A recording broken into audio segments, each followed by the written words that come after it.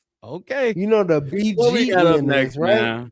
Man, look. I'll tell you later. I'll tell you later. Honest, I'll man, give you a take me black with and up in gray the shit head, is though. way Next before time, that. come with a little bit more information because I'm real. I get down with the football Who? information. So you're gonna have to Oh, come a fucking little bit shit. This stronger the next person time y'all I fan go to has something sleep to with.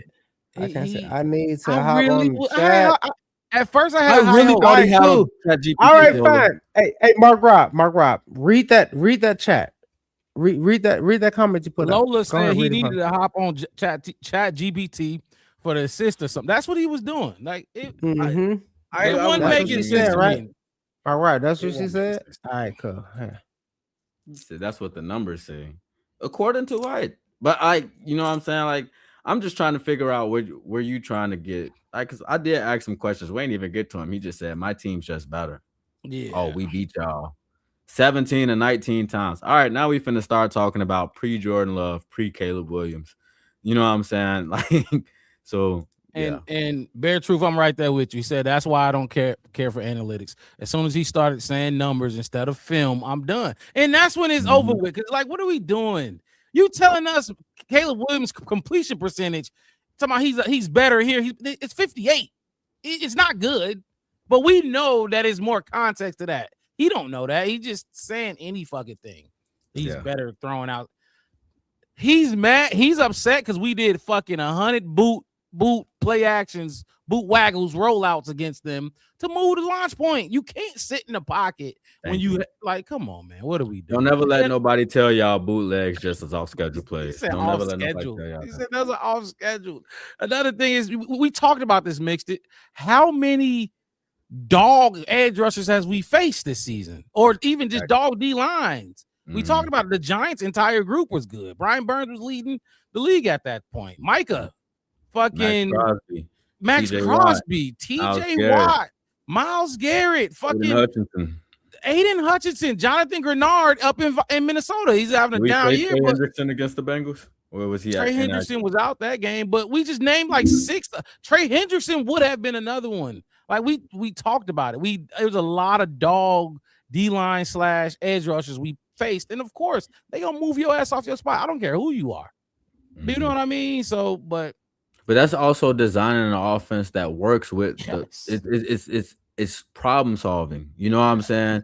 Like, y'all don't think we understand, like, at least from a fan perspective, we understand that if you just try to sit there when Micah gets pressure in 2.5 seconds, he's gonna have a fucking field day. Like, I don't like, this is why it pays to watch games and not just try to read off a piece of paper and come on this show. Y'all gotta. That was a great example. Y'all need to have more when you come talk to us, man. I'm gonna break you down. They hate that Caleb moves, don't they? They don't like that motherfuckers can't sack him. You brought up the graph that that I put up that had him in a world of his own. Not only was he had the longest time to throw, but he also had the least amount of knockdowns. You know what I mean? So it's not like he holding on to the ball as a detriment and he getting smoked because he holding on. No, he got the least amount of knockdowns at the same time. So what are we talking about? And I've love never that seen graph. somebody try to use Caleb extending plays as a detriment. Like, he tried to use the fact that he can roll out. He tries to be patient and get the throw in, and a lot of time he does make those throws. We seen him direct Cole Kmet up the sideline and drop it in the bucket for him the other day or 2 weeks ago. You know what I'm saying? Like, so, like, these things happen, and it's part of his game. You know what I'm saying? Like, him rolling out, him using his feet, it's part of his game. Like, that's just what it is. But to say that Caleb Williams can't throw in time and all of that stuff is crazy. We've seen. Let me ask you. Look at the graph, the injury report. Let's look at this injury report, and then we can wrap this thing up. Luther, does he play? Does he not play? I think he plays. He plays. Yep. Rome, does he play? Does he not play? Absolutely not. I don't think I don't he want to see plays. Rome till 18. Personally, before West cooked me. Tremaine, does he play or does he not play? No, we can hear you.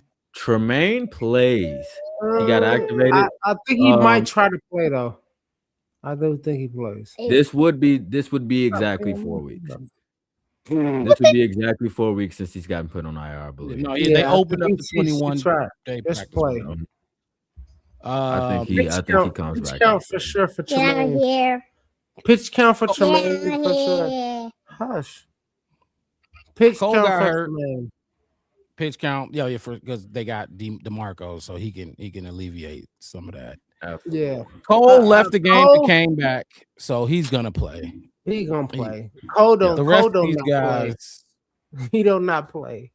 He gonna play something. DeAndre Swift missed one game with a groin injury this year. What was it? what game was that? Oh, was that Bengals? That was Bengals, wasn't it? The Bengals game. That was he when, yeah, Yep. or did they both play that game? Was that when Kyle Monunga got his Yeah, he went 170 nuts. plus? I think that was Bengals. Oh man. Oh, my phone about to die, so I'm not gonna be able to Unless look you it up. say Anyway, go Bears. The Bears. The Bears. bear The down. Bears. The Bears. The Bears. The Bears. The Bears. Okay, all right. All right, now get out of here. Bye. All right, baby. I Have love that you. energy. I'll talk Hey, to you later. have all of that energy when we win. We gonna need it on Saturday when we win. Hopefully it ain't her I bedtime. don't know, man. She just wants to. That's the thing. She knows I love this thing. She always asks me about it. She's like, "Can I get on your show?" And I'm like, "I don't have a show." She's like, "The show that be in my room," and I forget that when I do the podcast, she puts it on YouTube on her TV in her bedroom. So it's on her 7-inch TV. So to her, it looks like a TV show. It's the show. It's the Black Bear Yeah. Podcast. One word. Yeah. Space. Hit that like No, button. spaces. Subscribe to the channel. Fellas, did I miss anything? Like, do y'all got any more thoughts on this injury report? No. We can look at Green Bay real quick, but I don't have much knowledge on what. No, we can't look at Green Bay. Y'all want to be here all night or not? Y'all don't got nobody that like y'all. My daughter's still on me. Y'all see her. She on my ass. I can't do Green Bay injury report. We know what the injury report is. The biggest injury is Micah. Maybe Watson may play or not play. I don't care. So I do want to speak on some of this stuff that's going on with the injury report. Like we did just talk about with Swift, just so y'all have this information. When Swift missed that game, Kyle Monunga had 176 on 26 attempts. That's 6.8 yards a carry. And we also seen Britton Brown come in and put up a touchdown that game. So I don't think this is going to be a week where DeAndre Swift misses, but I do want to make it known that when he did miss, it was a groin injury. So I don't know if this is a re-aggravation of anything or if it was just, you know what I'm saying, but a groin injury is a soft tissue injury. They're hard to manage, especially mid-season. So I don't think that this is going to be something that's going to keep him from being available this week, though. As far as the Packers goes, Josh Jacobs didn't play. I mean, he didn't practice today. That's notable because behind him they got Emmanuel Wilson, not nearly as efficient as Josh Jacobs. Zach Tom is a starting guard for them, I believe. And he went down last game with a back injury, didn't practice today. Don't think he's going to be available for the week, so that's going to be another person on the Packers offensive line that might not be available to them. And you know, putting in these backups that could prove to be useful for our pass rush that's already having a hard time generating pressure and stuff already. Put them up against these guys that they got up second and stuff. Evan Williams is a starting safety back there with McKinney. He is not going to be available this week with a knee injury. Lucas Van Ness, he was limited. Christian Watson was limited, but as we heard from Packers fan, he is on trend to be available for Saturday. And if y'all don't remember, Christian Watson was he was 50-50. he was they big playmaker in week 14. So that's definitely a notable one for us. But that's all I got. I don't want to see. Good job. Jordan Mix Love. it. I don't want to see it. I don't want to see. What did we talk about? Was it 11 times? Whatever the fuck it was, Jordan Love ate that shit. I don't want to see it. Figure out some other way to get pressure on him. But I don't want to see you blitzing this dude almost 50% of the game and leaving CJ GJ or whoever it is. We don't got speed back It's a there. good Let's one. let's let's try something else. You know what I mean? That's that. I just don't Shit. want to see that. Am I back? No. Yeah, we can hear you.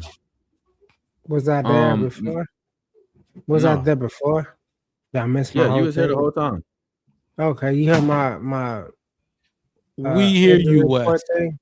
Oh, Mhm. okay, cool. Because it's the first time that this happened to me. And the entire time I've been on this podcast, that I keep getting like blanks and kicking in. Yeah, I Hush, don't know child. what's going on, but from our end, I you don't look know. you look good. You're here. You here with us. We heard you. Even like right now, I'm frozen, talking. So We I could don't know still if hear y'all you. can Can you hear hear me. us? I want to tell my daughter, I hear y'all right now. Okay. As long as Get you your can ass hear us out of at least. here. Go away. But Stop. I do got a question for you, Mark Rob. We was talking to Packers fan, and he was talking about them having to switch up the looks, disguising more they looks and stuff on defense. Where I was really trying to go with that is like what we talked about with when we played the Packers. You was saying a lot. I don't want to see us blitz this much. Why are we blitzing this much or whatever? Because Jordan Love, he was eating it up. He excelled against the blitz in those situations.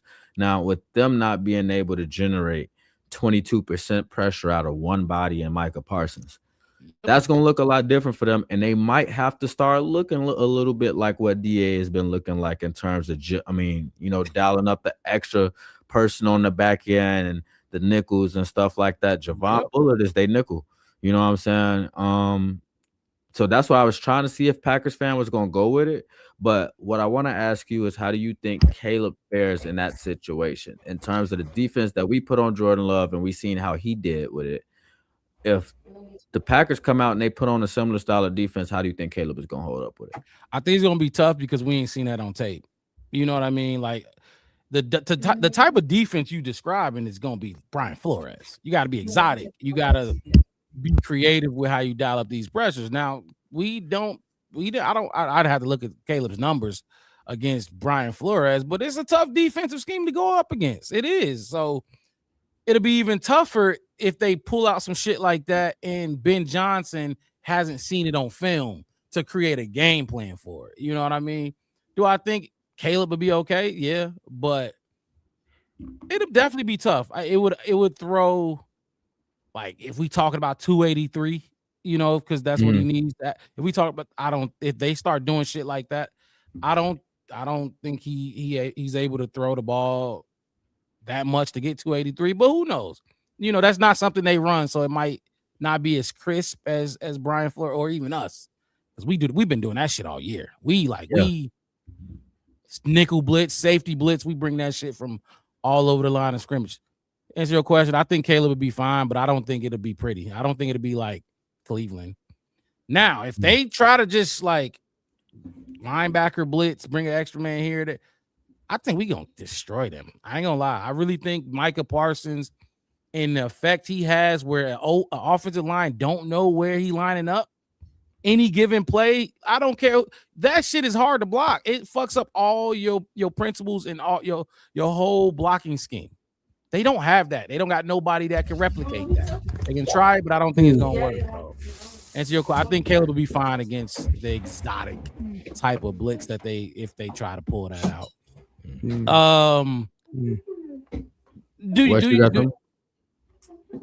What? Do I have a question? comment? I heard the question you- and I heard the answer too. Luckily, Yeah, I go did. If Yeah, you wanna no. go Did next. you see what he does? Wes, your This eyes is when you talk about people doing stuff. Can y'all hear me? Yeah, we can hear you. Fucking It just froze a little bit, but we can still hear you clear. Go Yeah, ahead. no, it blinked on me too. I'll be okay. Cool. Let me do it. God damn it. Okay, cool. I think my shit is all fucked up. Hurry up, get it out quick. 30 seconds, go. I'm gonna get out right quick. 30 seconds go. All right, cool. So they're talking about the exotic or whatever. You see what Caleb Williams do off schedule and off that kind of shit. He does the balls on the run on this. He don't give a fuck about in the pocket. He could do everything outside of the pocket. He do everything else. Never our receivers are great. Boom. Did y'all get that? Did I say it fast enough? Yeah, I was trying. We got most of it. You kind of got what I said. About Most of it. 85%. I'm just saying that he's good. Now receivers is good off schedule, and we don't give a fuck about no blitzes or nothing like that. So I'm trying not to. Do you think there's No. a chance that the Packers do what we've been doing in terms of like sending a lot of nickel blitzes and stuff like that? And he's out again. Get that answer from him in a minute, Gonzalo, we just talked about it. Do we think what Watson going? That's what we saying. We think he gonna play. I don't think they can afford for him not to. I don't think so either. I don't think so either. I really don't. What y'all don't think? What y'all don't think? What we don't think that the Packers can afford for Christian Watson to sit.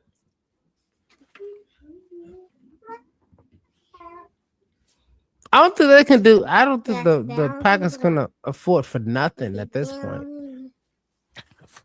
Yeah, well, damn near. The next worst thing can happen to them is we knock Jordan Love out of the season.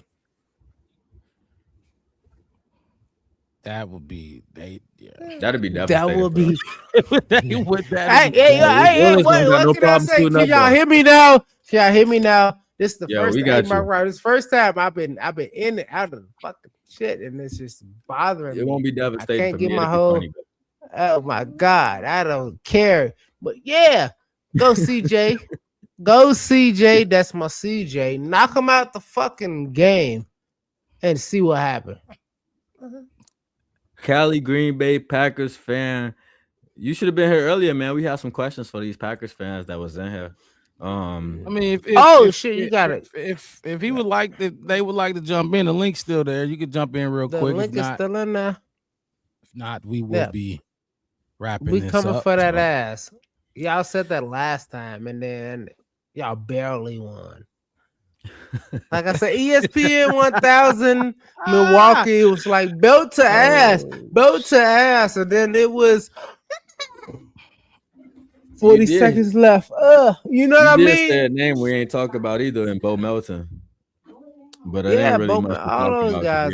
I heard that was like his first catch of the season or something. Second catch. It's crazy. Bo Melton went to stupid. defense because of how stacked the wide receiver room was. That means he wasn't. Smart Rob.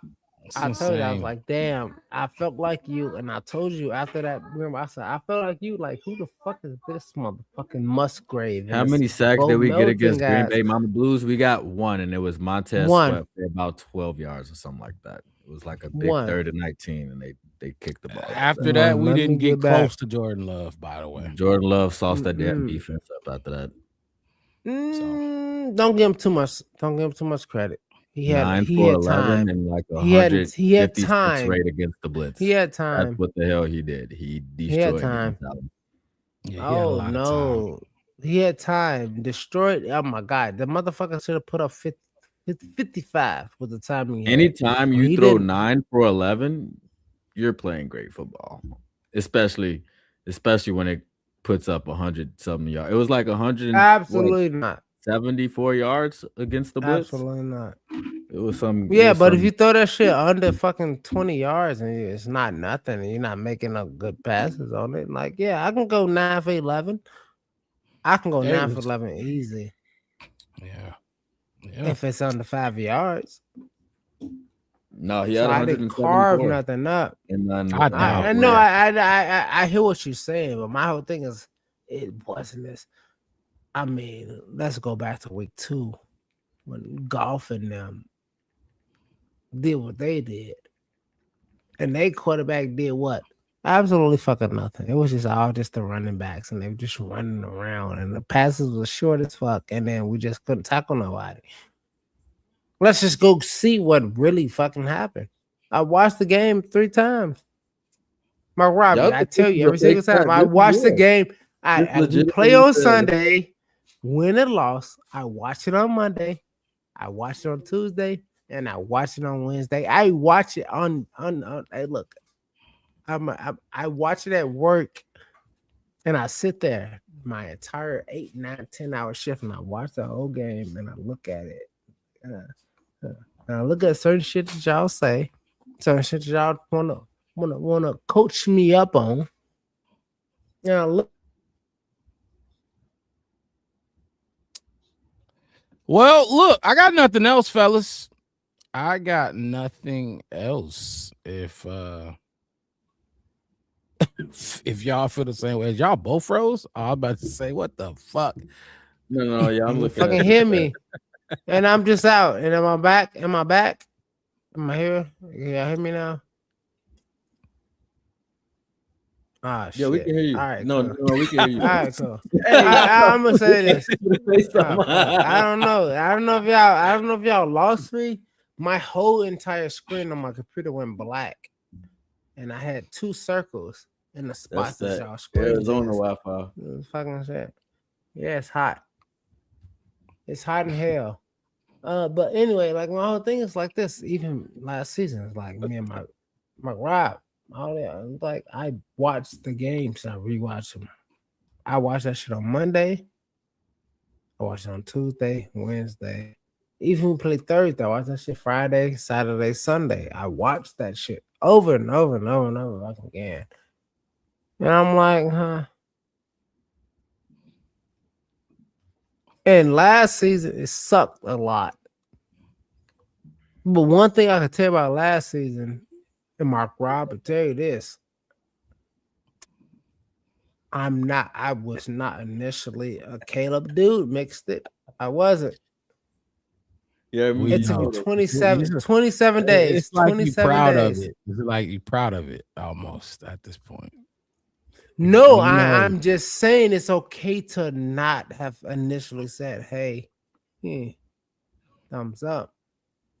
But I wasn't. I'm proud of being me. What the fuck you mean? A pass, you know. Nigga on King Day, I don't have to be like, oh yeah. I Oh, still like here Caleb. we go. Holy sheesh. See, here we go. Cut. Fade to black. Look, no, for real, on some real shit though. Let's give a No, score on some real prediction. shit though. Yeah, Go. All right, my score prediction before I get the fucking kicked out again. I've never been. Look, you talking about I ain't Got never him. been, and you getting kicked out. You got to just put it out there. Just gotta go. just say what you got to say.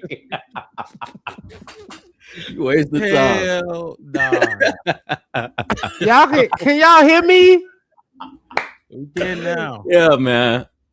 Y'all can hear me now? Yeah. Y'all can hear all the other shit I just said? Don't say that. No. Yeah, my daughter said, fuck Mark Rob and mixed it fucking shit. Who at the bed? What is your score prediction before you finna get cut out again? Fucking off. Score position 24-17. Bears win. All right, cool. Oh, I was about to say, wow, they just got him. I don't know. I just made that 14. shit up. I didn't Nacho think about said it. 27-14. You just said 24-17. I'll give mine. Sit on my fucking channel. 30, no, 28, 21. 20. Nah, I lied. 28, 27. Bears won by 1 point. I'm gonna go field goal. Whoa. I missed it. What you saying? That's exactly where I was gonna go with it. 28-27. No, I'm gonna ask you. 31-28 is where I was gonna go with it. 31-28. Okay. Yeah. 31-28. I think I can trust Caleb putting up 2. I can trust the running backs putting up 2. Nah, I didn't go 31-28. I went 28-27. Bears 28-27. Bears win 28-27. Field goal. Look, I think the Bears gonna score points. We're gonna score more than we did last game, but I think they're gonna keep scoring too. I don't trust this defense that much. So yeah. Okay. I can get with that. Makes it. You What got a was bold yours prediction? again? Can I have a 31-28. pen, crayon? 31-28 was mine. Do either one of y'all got a bold prediction for this game? I'm gonna get y'all my bold prediction off rip. I think Colston Loveland is gonna lead the team in reception yards.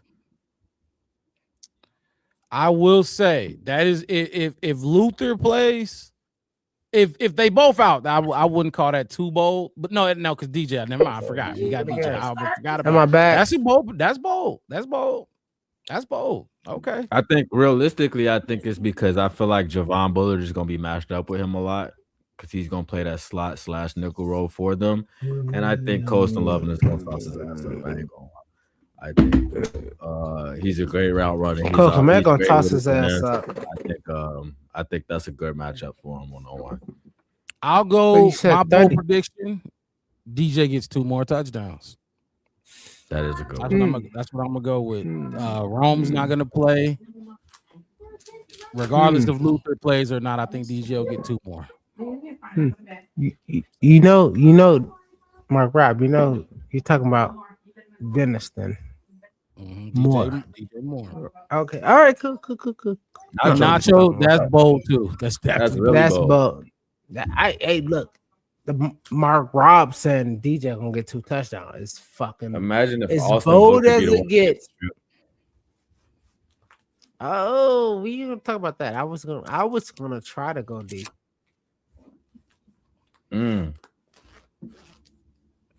Let's got to get this figured out. Yeah. All right. So, all right, we'll leave it at that. We will leave it at that. We will have a live watch party again.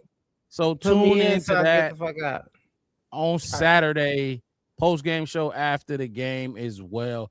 Hit that like button. Subscribe to the channel, the Black Bear Podcast. One word, no spaces. I'm your host, Mark Rod, with my co-host in the building, Chef West to the right of me. Marcus Mixed it at the bottom of your screen. Y'all can hear me? We gonna see y'all Saturday. Be smooth. Saturday We night. out. Saturday night. We out. Are we Peace. done? Peace. All right. Cool.